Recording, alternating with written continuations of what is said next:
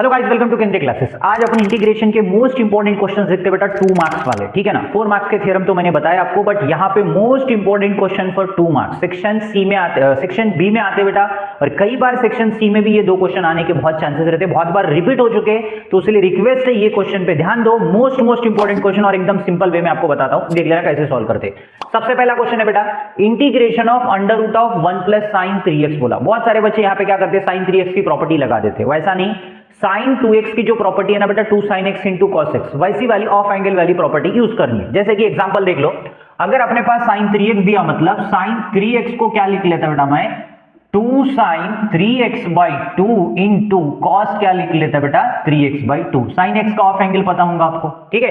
और उसके साथ 1 के जगह क्या लिख लेता बेटा sin² 3x/2 + cos² 3x/2 = कितना 1, ठीक है। तो देखते बेटा यहां पे शुरुआत करते, under root of sin² 3x/2 + cos² 3x/2 1 के जगह। उसके बाद sin 3x को क्या लिख लेता बेटा 2 sin 3x/2 × क्या लिख लेता cos 3x/2, ठीक है, मल्टीप्लाई बाय dx। इसमें कौन सी प्रॉपर्टी लग रही बेटा a² + b² + 2ab, मतलब क्या हो रहा बेटा ये a + b का होल स्क्वायर हो रहा है, ठीक है। अब चलते बेटा a + b का होल स्क्वायर मतलब क्या लगाएंगे, इंटीग्रेशन ऑफ a बोले तो कौन है sin 3x/2 और cos 3x/2 का होल स्क्वायर, स्क्वायर और ये दोनों कट गए। कटने के बाद sin 3x/2 और cos सेपरेट कर दूंगा तो cos 3x/2 multiply by dx, ठीक है। What is the integration of sin बेटा -cos 3x/2, और ये गलती नहीं करना, x के बाजू में कौन है 3/2 नीचे डिवाइड में आएगा। cos का इंटीग्रेशन sin 3x/2 + c, और इसका भी 3/2 नीचे लिखना जरूरी है, ठीक है। उसको अगर आपने पलटा दिया तो क्या हो सकता बेटा -cos 3x/2 ऐसे लिख लेता हूं, 3/2 का क्या लिख लेता 2/3, और sin 3x/2 है जो 3/2 का क्या लिख लेता 2/3, क्या लिख लेता बेटा sin 3x/2 + c। Most important question for 2 marks integration, बहुत बार रिपीट हुआ, कई बार यहाँ पे 5x आता, कई बार यहाँ पे 2x भी आ सकता है। तो मोस्ट इंपोर्टेंट क्वेश्चन 2 मार्क्स में आता है, एक बार देख लो बेटा, ठीक है। उसके बाद ये वाला करते हैं, 1 मिनट के लिए देख लेना, और कभी भी भूलना नहीं बेटा 3x/2 x के साथ जो भी रहेगा वो डिवाइड में लिखना जरूरी है, नहीं लिखोगे तो गलत हो जाएगा, ठीक है ना। चलते बेटा नेक्स्ट क्वेश्चन, सिंपल वाला क्वेश्चन है cos³ x, ठीक है। cos³ x बोले तो cos³ का तो कोई इंटीग्रेशन नहीं, इसलिए अपन cos 3x की प्रॉपर्टी देख लो बेटा, क्या है 3cos² x - 4cos x, क्या बेटा 1 मिनट, प्रॉपर्टी गलत लिखी मैंने बेटा 4cos³ x - 3cos x, ये किसकी प्रॉपर्टी बेटा cos 3x की। इसकी क्या गरज है, जैसे cos³ को तो डायरेक्ट कर सकते नहीं बेटा, पहले अपने को cos 3x से ही करना पड़ेगा, क्योंकि cos³ का इंटीग्रेशन डायरेक्ट नहीं है। sin² या cos² रहा तो उसका डेरिवेटिव हो सकता, इंटीग्रेशन भी डायरेक्ट होता, बट उसको भी sin² भी अपन क्या cos² भी अगर देता तो 1 + cos 2x/2 बोल के सॉल्व करना पड़ता, ओके। इसलिए आपको यहाँ पे कौन सी प्रॉपर्टी यूज करनी बेटा cos 3x की। सर इससे कैसे, तो देख लो, ये cos 3x ऐसी रख देता हूं, ये माइनस इधर आने के बाद क्या होता +3cos x और 4cos³ x, cos 3x plus क्या लिख लेता 3cos x डिवाइड बाय 4 = क्या लिख लेता cos³ x, ठीक है।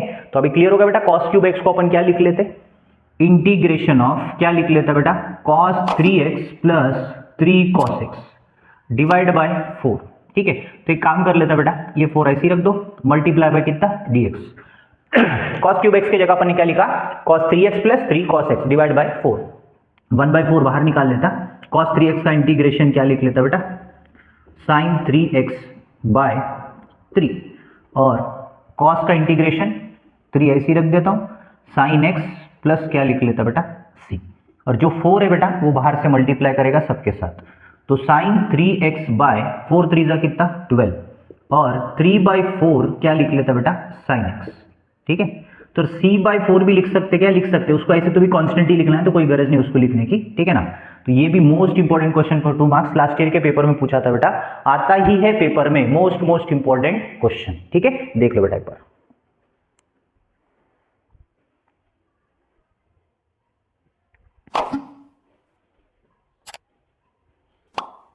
एकदम सिंपल वे है बेटा, कोई ज्यादा कंफ्यूजन वाली बात नहीं, आराम से कर सकते हो।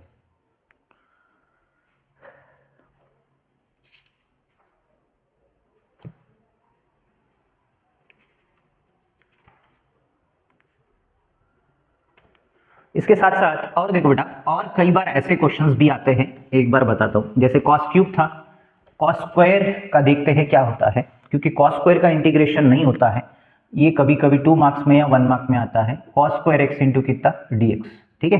कॉस स्क्वायर एन दो साइन स्क्वायर एन दो, मैं बता देता हूँ कैसे करना है। कॉस स्क्वायर का डायरेक्ट इंटीग्रेशन नहीं है, उसलिए क्या लिखेंगे बेटा, कॉस स्क्वायर एक्स को मैं क्या लिख लेता, 1 प्लस कॉस 2x बाई क्या लिख लेता, 2, ठीक है। तो इसको सिंप्लीफाई किया तो वही आने वाला है, 2 cos स्क्वायर एक्स बाई 2 कटेगा, तो cos स्क्वायर की जगह क्या लिख लेता, 1 plus cos 2x by 2 multiply by dx। 1 by 2 बाहर जाएगा, 1 plus cos 2x multiply by dx।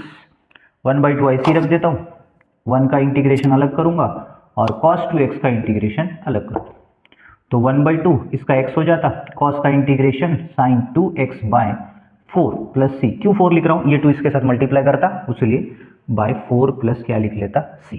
ये क्वेश्चन जो है ये पेपर में आने के बहुत चांसेस रहते हैं।